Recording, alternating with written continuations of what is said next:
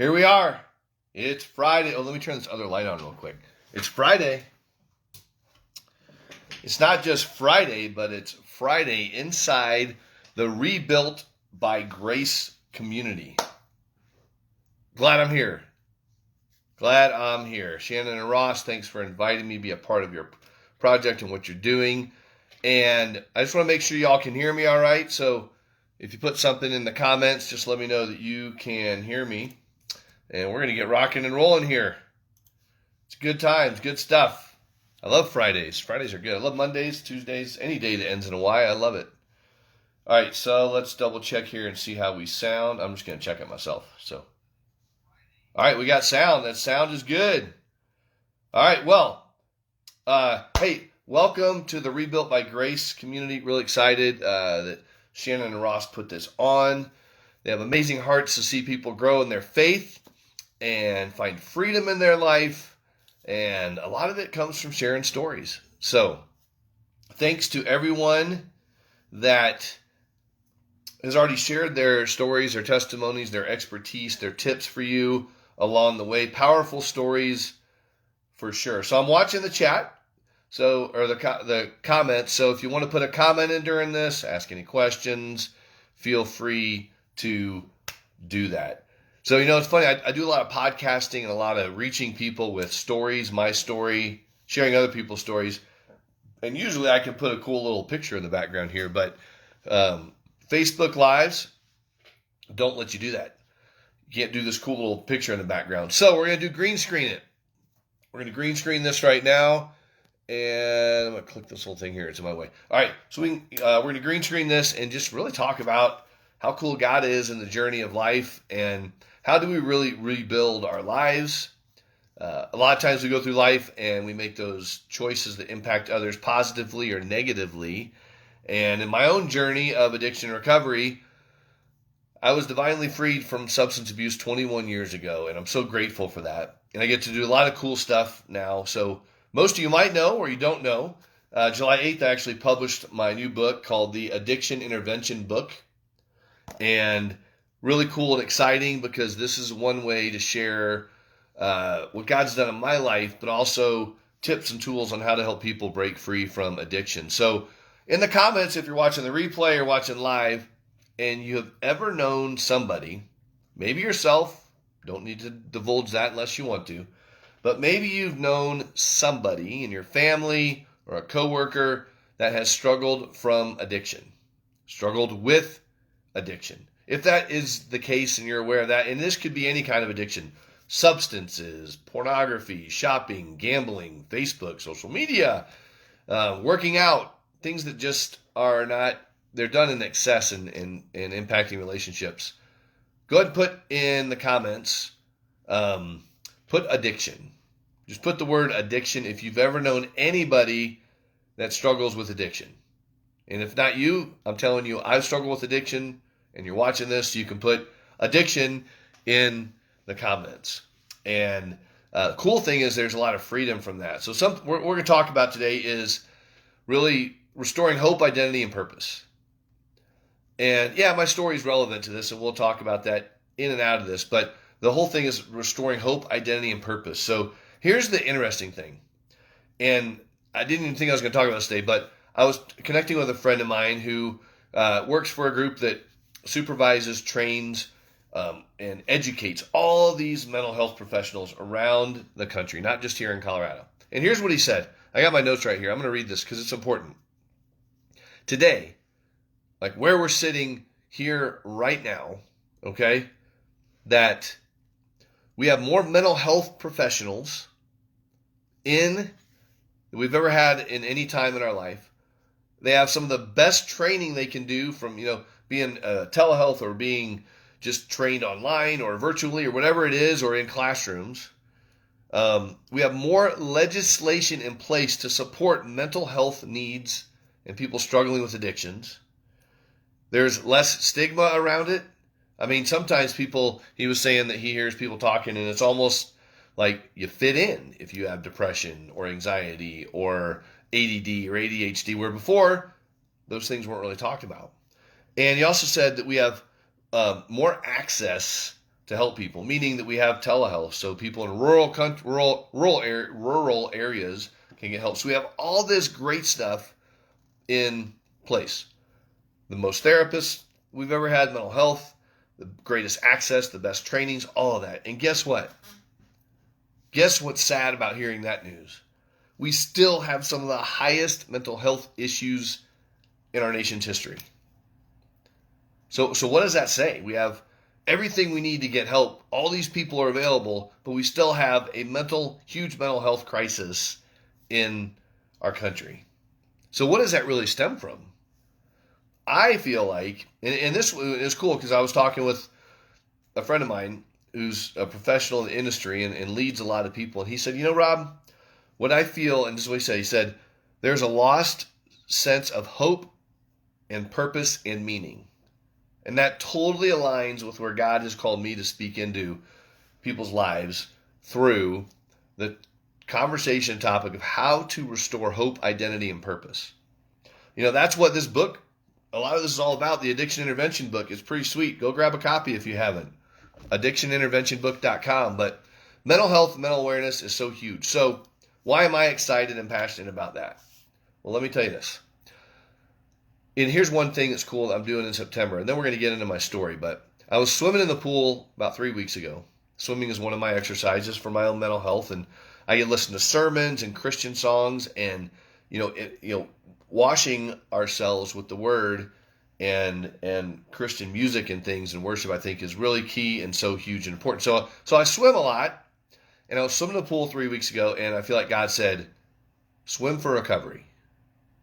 And I thought, wow, what does that mean? And what it's turned out to be is the whole month of September. So check this out. The whole month of September, I am going to be spreading the message of hope, identity, and purpose by swimming a mile a day over at Choose Fitness down the street. So I'm going to swim a mile a day and share people's recovery stories of how they broke free from addictions and now live a life of recovery on par with finding their purpose and figuring out who they are. Right? So I'm swimming in the pool and I said, hey, let's do it. So you can go to swimforrecovery.com and go check it out and support me next month. It's also recovery aware, like National Recovery Awareness Month. So that fits totally in with that. And then the end of September, we're doing a huge book signing to celebrate the book, and it's all coming together. So, but none of this would happen. None of this would be possible unless an incredible community of people that I'm plugged into. Shannon, you and Ross are part of that. I know you better than Ross. Shannon, I think you're awesome. And Crystal and people that have already shared in your Facebook group here. Community is a humongous part of, for me at least, finding purpose and being fulfilled and just being around other believers and non-believers. So I'm big on counseling, community, and coaching. So let's step into that. Like, what did my life used to look like? Why the heck do I care about that? And another thing I'll share is the reason I'm doing this Swim for Recovery is because when I was a senior in high school, so the year before I'd made the state team as an alternate on the medley relay. Mark beat me out by like 0.000 seconds, and I was the alternate, right?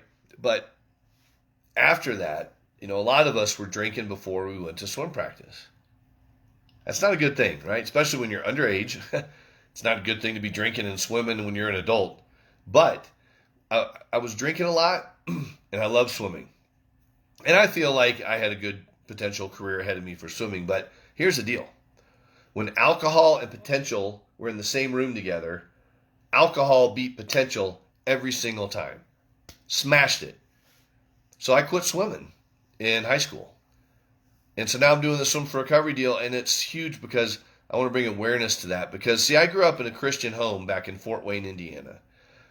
And there was nothing traumatic that happened in my life, really, at all. I know there's traumatic things, but no, like, big event that moved this into motion. But, I saw alcohol, and I saw people having fun with it, so it was this allure of alcohol. Of like, yeah, that looks kind of fun, parties and those kind of things, parents having parties at the lake and just kind of around. And so at 14 years old, man, I was at a youth party and a guy brought a 6-pack of beer and said, hey, Lohman, you want to have a beer? And I was like, yeah, I'll have a beer. So 6 beers, two guys, two girls. We went through the little bushes, and I literally went, ka-ch, ooh, ka-ch, ooh, ka-ch, ooh. And that was it. Alcohol had me at ka-ch.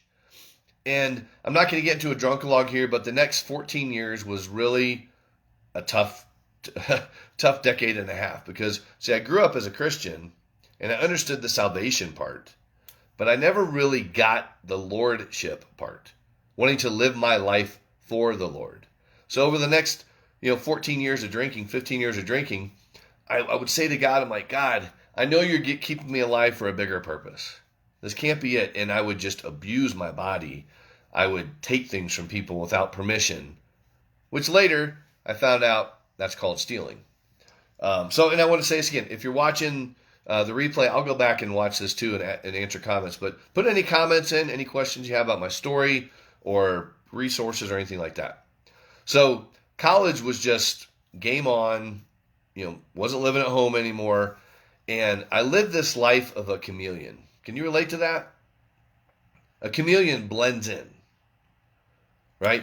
Interesting thing is when I have my green screen actually active, I have a green coffee mug I drink out of. And I will drink out of my green coffee mug with the green screen active. It's not doing it right now because this isn't a green screen effect. But the coffee mug disappears because it's green. And it just blends in. And I just thought as I'm telling you that because that was my lifestyle. I stood out, but I blended in. And I was different around grandparents and teachers and coaches and friends. So there was this little Robbie inside that was insecure enough that I had to put on a face so you would like me. Right? Can you relate to the fact of wanting to just be liked by other people? Just wanting to be accepted? And the crazy thing is, it never connected to me in my immature Christian faith as a kid that God already accepts me. That's kind of cool. I don't have to earn his approval, right? He loves me. I did not think of that during my drinking career, I'll call it. So 15 years, crazy, chaos, completely lost, hated who I was, started believing the lies of the enemy, like you suck, you failed, and all those things. So see, I didn't have really much hope, identity, or purpose in my addiction. In addiction, it was covering up pain that I didn't know until later. I remember just being really ridiculed on one of these church youth groups as a kid by a guy. I won't tell you the details, but I got ridiculed. And I remember other people laughing at me, or what I perceived them laughing at me. And I told myself some lies that day. So I covered up that with humor and happy-go-lucky Rob. But meanwhile, inside, I'm like, dude, you suck. You failed. You're a loser. If people figure out who you really were, they wouldn't want to hang out with you. Yeah, that's a story a lot of people tell as kids and growing up. So man, if you're for some reason you're watching this with your parents and you're a kid and you're a bully and making fun of people, I know you're hurt because hurt people hurt people. So please just treat kids with kindness. Treat your own kid with kindness. As parents, we can say stuff to our kids, and I've said stuff to my kids. I'm like, oh man, I can't believe I just said that. I'm so sorry, buddy. Please forgive me, and stepping into that. But as a kid, I got hurt by other kids, and then growing through my adulthood, went to college to become a doctor. But guess what? Alcohol and potential were in the same room in college, and guess who won? Alcohol won again. Kicked potential's butt. So therefore, wanting to be a doctor my whole life, that part of my identity was gone now because it was never going to happen with my drinking, and it never did. I don't regret it. I don't regret a lot of things. Because then when I regret them and wish they would have happened, I feel like I'm kind of playing God because I don't really know how that would have played out anyway. You hear people say, man, if I just wouldn't have become an alcoholic, my life would have been amazing. How do you know that? How do you really know that if you didn't become an alcoholic, your life would have been amazing? I survived my alcoholism, and I'm grateful for that, and God's using it for a bigger purpose because I'm getting out of the way. But here's what happened. Speed up to 2001, right? Dealing a lot with suicide ideation. I would literally see myself as I'm driving down the highway, I would see my car veer off the highway, and I'd look over, and I would see my car blow up, and I would see myself dead outside of the car.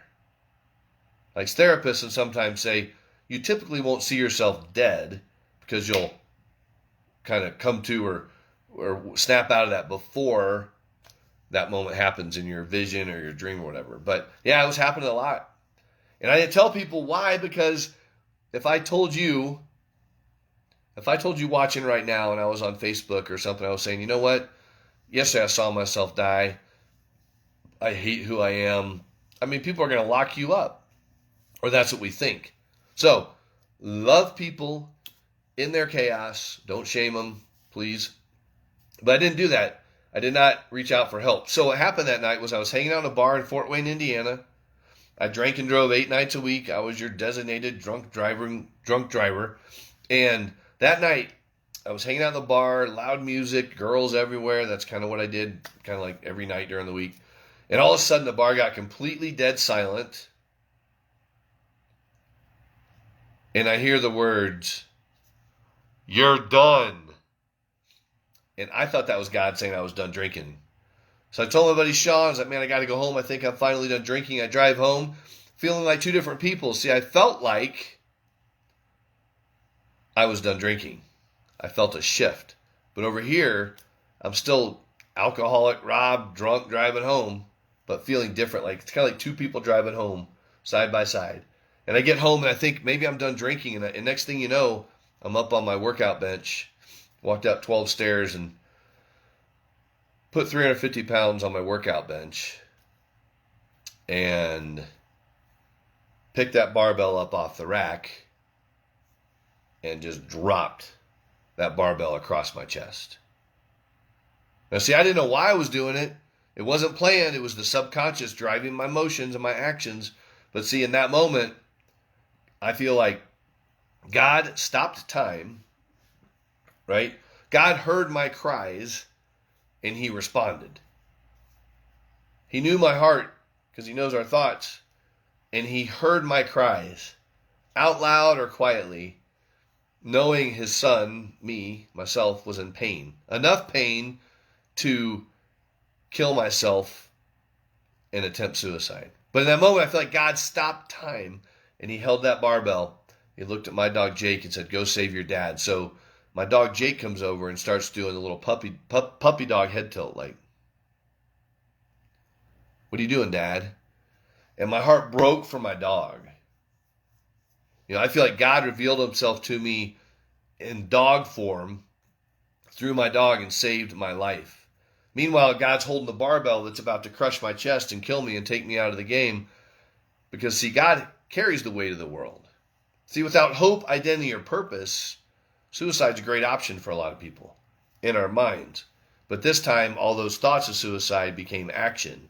And God stopped that action completely. And I'm so grateful for that. You know, I know my parents are, my community, like it's one of those things that just, needed to happen in my life to wake me up. And I slept in peace that night for the first time. And see, now I woke up the next morning, I felt like a different person, right? You see, I have on these journals I give away to people in the airport. You can't really read it very well, but it says here, my identity is in Jesus Christ, not in my circumstances, right? 2 Corinthians 5:17. See, becoming a new creation. That morning I woke up and I did not want to drink. See, for a guy that could drink 2 bottles of scotch in a day and still function, not a fan of the word functioning alcoholic, because we're not really functioning. But feel free to use that term if it brings you comfort, right? So here I am the next morning. I call my parents. I reached out for authentic and true help. I said, "Mom, Dad, I can't quit drinking and drugging." My mom says I cried for an hour. She cried for an hour. My Aunt Carol came, picked me up, and took me to my first recovery meeting. And I went to the back of this bar, and all these people were full of hope. They were excited. They lived life. See, now that I was sober, and I didn't go through detox or withdrawal. I was like just gone. For a guy that drank as hard as I did for 15 years, from 14 to 29, for God to just take that away and it's gone, explain that to me besides a miracle. If you have no explanation, feel free to message me. I don't have one. That's divine intervention. Which is kind of cool because now I get to do interventions and help families. But see, I call on God for guidance in those. See, that's why when I wrote the book, the Addiction Intervention book, I talk all about my faith in God and the importance of that because it's so important. I don't know how it's just a key piece to finding freedom. So in 21 years, I've never had a need or a desire or a craving to drink alcohol. Now, see, along the way, I was happy. I was go-lucky. I was finding hope in my community and purpose in my community, sharing stories and talking and getting to know people. And I was getting my faith back. Right? And see, I thought I had really strong faith. I did. I thought I had this mentality of abundance. And along the way, God used me, and I allowed him to use me and allowed him to be in me and threw out to other people, right? And it was incredible. The cool things I got to do, like in early recovery, I got to go to Rome, Italy and run a marathon and honor my grandfather, the guy who wanted to be a doctor, just like who died in 2001. And so 2003, I run this marathon in Rome. And the one thing I wanted to do was I wanted to go find an AA meeting over in Rome. It was so cool. Meeting all these people. And I was excited. See, I was on this freedom cloud and just enjoying life. One thing I didn't do was really seek pastoral counseling, biblical counseling, things to really dig deeper into Rob and figure out like what was really down in here. Because still today, 21 years later, I went on a men's retreat last weekend. And for those of you that know me, you probably don't know this about me, but I do struggle a lot with self-doubt. I'd struggled a lot with self-doubt, not as much anymore, but also with self-sabotage. As I near success, I can throw a wrench in there. Because still there's this kind of unworthiness. Even though I read scripture and read books and stuff like that, I still struggle with unworthiness sometimes. But it doesn't stick around. I immediately poo-poo that, and I get back to what God says about me. But I was at a men's retreat 2 weekends ago, actually where I got this shirt. And I'll tell you, we talk about the shadow and the false self. Guys don't like to talk about the shadow and the false self. And if you don't know what that means, I got a cool retreat you could go on. But I was there, and it's kind of like for years and years and years, I ignored this self-sabotage thing in my life. Hey, you're getting ready to get success, throw a wrench in it. Success, throw a wrench in it. It's like, what the heck is going on? And I'm in there, and I don't struggle with that as much, really much at all. But I had for years. And all of a sudden, it was this thing of quit fighting that thing and embrace it. Embrace it in a way that fear of success and that self-doubt has motivated you and encouraged you to do things like write a book, start 2 podcasts, hire coaches, love on people, do what I do now. It's motivated me to become successful. But there's still that little thing in there that creeps up every now and then that says, you're not worth it. You're not worthy, Lohman. Just not, like, what are you doing? 2 people liked your post. 1,000 people watched your podcast episode. That person didn't wave back. I mean, how crazy can we get in our head by all this external stuff? So the bottom line is God loves us. We're his children. I love Neil Anderson's work. And that's where I am now. But I'll tell you what, I got sober and I was single. Right? So I had this identity in my recovery community. I had purpose. And I had a lot of hope because I was excited for the future. God was using me. And God called me to do this humongous 3-day Christian music festival in the mountains of Colorado. And through all that, in 2006, I meet my wife, Jennifer, who I'm married to today. And that was amazing and awesome. And we did some cool things. And then in 2008, this huge music festival happens. And all these people come and find Jesus and stuff. But it was one of the hardest things in our marriage because I wasn't providing well. Oh, there's something that goes in your head like, hey, Rob, you can't provide. My wife and I argued over certain things and didn't see eye to eye on a lot. So, hey, Rob, you failed. You're failing as a husband. Oh, my son's born in 2007. Now I'm a dad, right? And then I started a business in 2008. My daughter's born in 2010. My business is failing in 2011. Hey, Rob, you failed. You suck. You're not going to make it. Suicide ideation creeps in again. And I'll speed this up that in 2012 I had a major mental breakdown. And I won't get into all the details of that for this part, but the point was, see, I had lost all hope. I had lost my identity because I was basing it on how good was I doing as a father? How good was I doing as a husband? How good was I doing in other situations? I'm actually looking at some of the comments here. Yeah, wanting to be understood too, but yeah, I mean, all these things, right? We all deal with a lot of the same stuff I'm talking about, but see, I'd lost myself because I was allowing my checkbook, the success of my business, how my wife thought about me, how other people saw me, right? How the checkout clerk at the 7-Eleven down the street, what he thought of me when I would buy a whole packet of scratch tickets and I would go sit in my car and scratch tickets, hoping to dig myself out of this financial mess I was in because I was losing my business, right?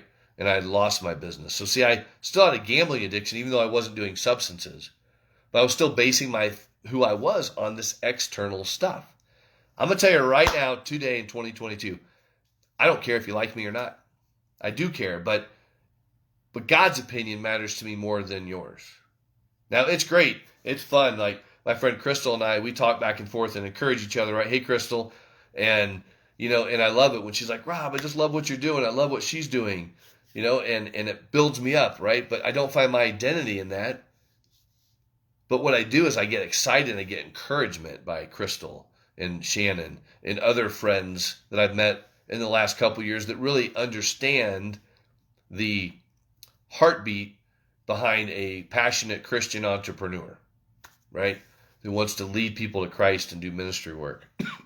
So the people I'm mentioning now, love y'all. I think you're awesome. And we need those community pieces. But in 2012, when I had my mental breakdown, I had community, but this is how I let them into my life.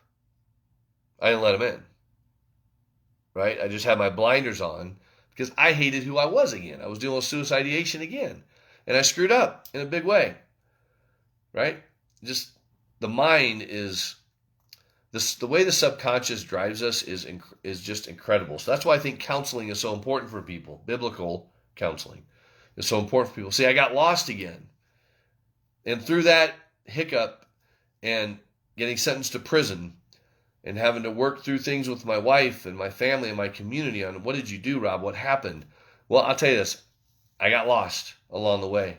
I stopped doing the things that were good and healthy for me.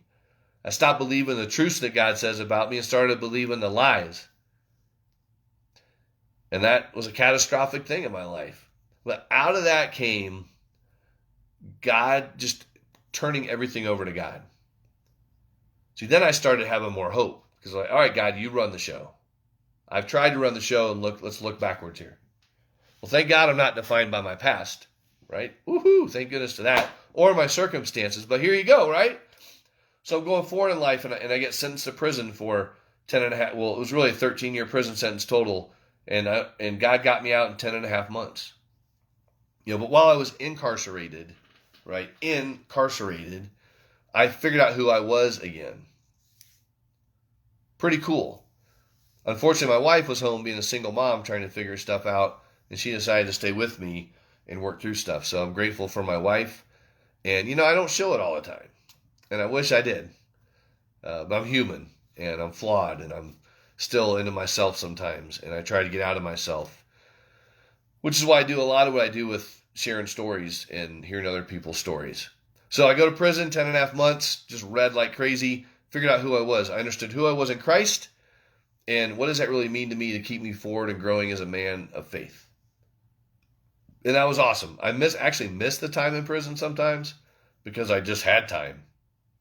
I didn't have to worry about doing a Facebook Live or picking my kids up from soccer or going to the grocery store or looking at the checking account and be like, man, end of the month's coming pretty quickly.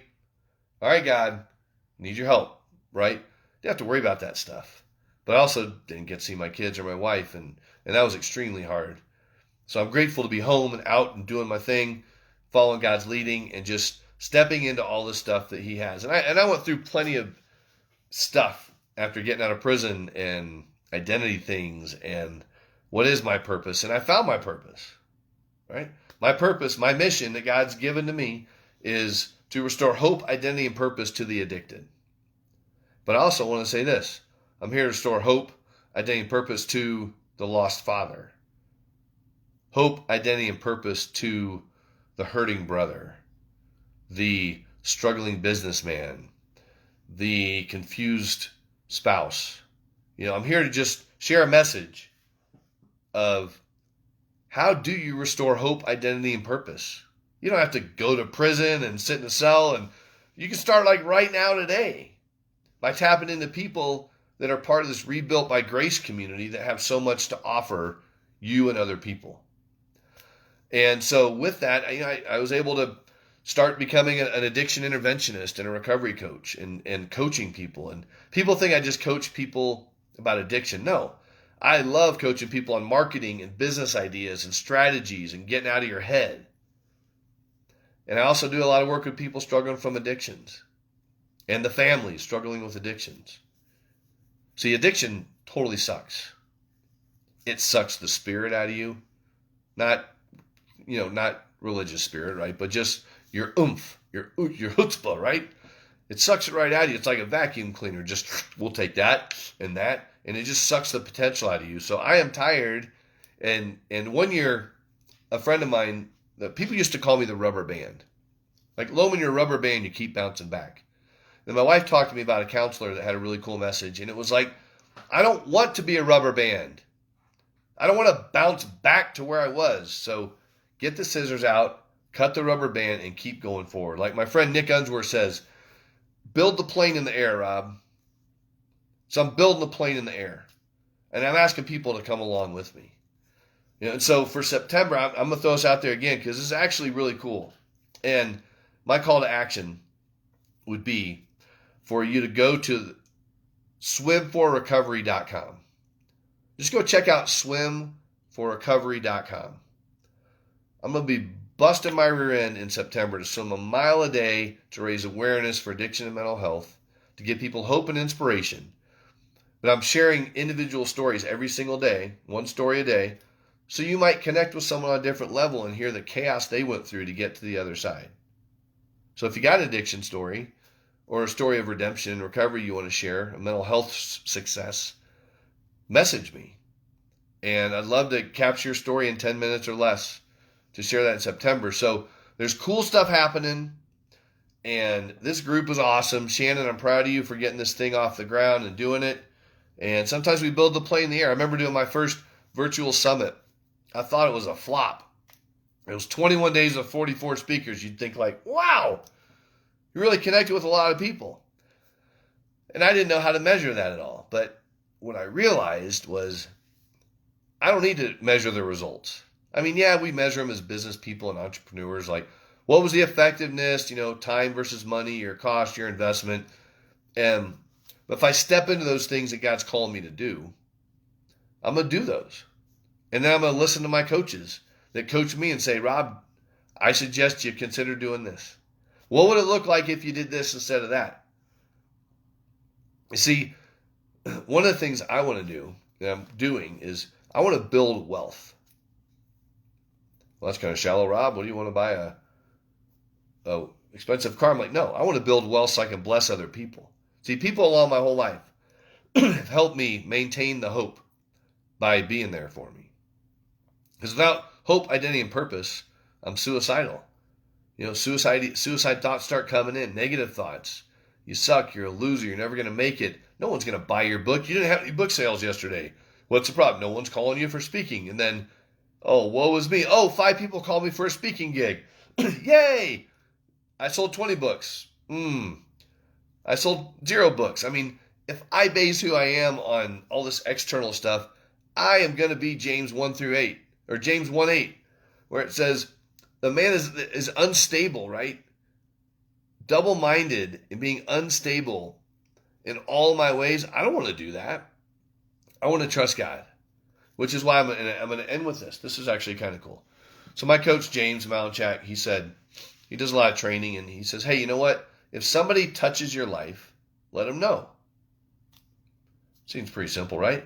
So I recently, when I was in prison, I read this book by Mark Batterson called The Circle Maker. And in The Circle Maker, the big message I took from that was God promises us things in our life. So he promised them to us. So why do we keep praying for the things he already promised us? And that was a big mind shift in prison. God promised me a couple things and they came true. And before they came true, I trusted God and said, all right, God, thank you.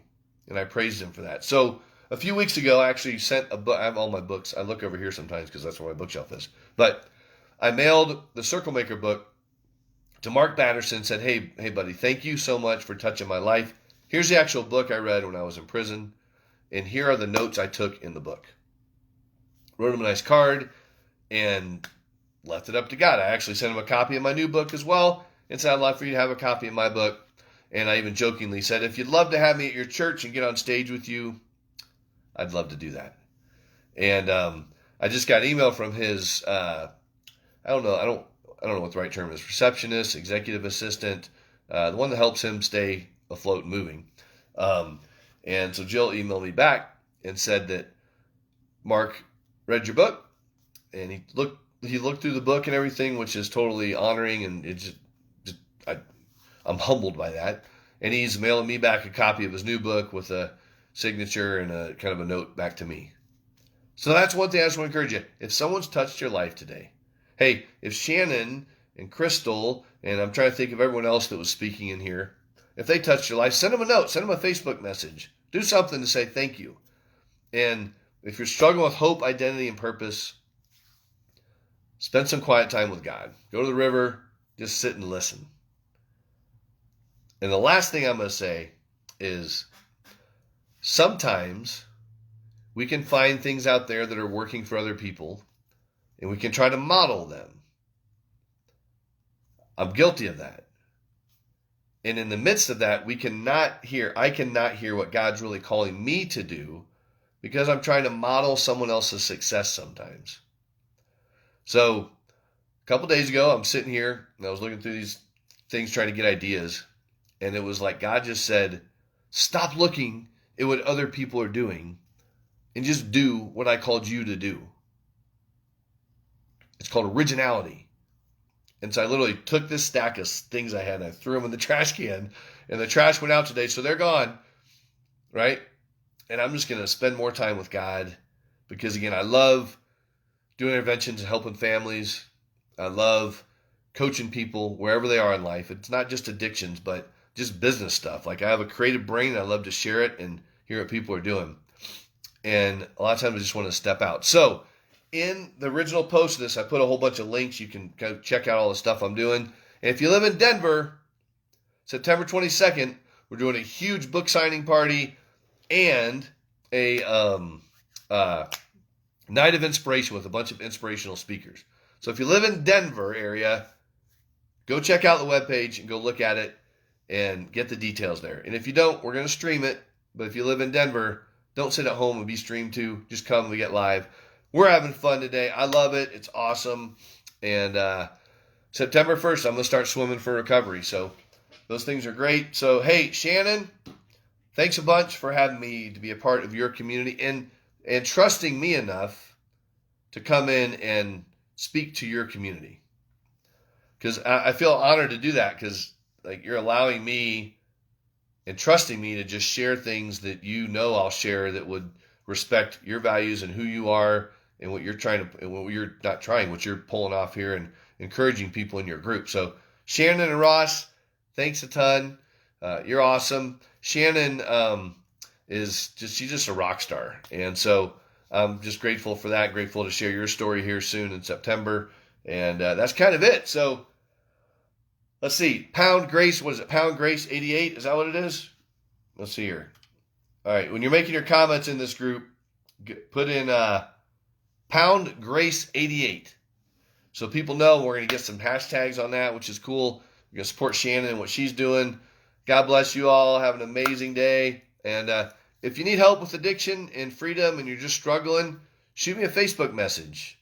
Give me a call, 970-331-4469. See what I can do to help you out, because without hope, identity, and purpose,